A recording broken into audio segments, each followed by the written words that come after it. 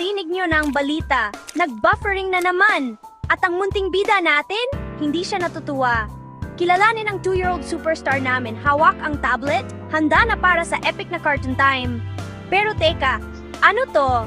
Umiikot, nagbe-buffering? Ang mukha niya, galing sa masaya, naging tapos naging patayin nyo na yan. Kinakalikot niya ang screen. Wala, tinitigan niya si nanay, umaasa ng himala. Unti-unting nabubuo ang pagkadismaya. Nakakunot ang kilay, nakasimangot ang labi, nakabusangot ang pisngi.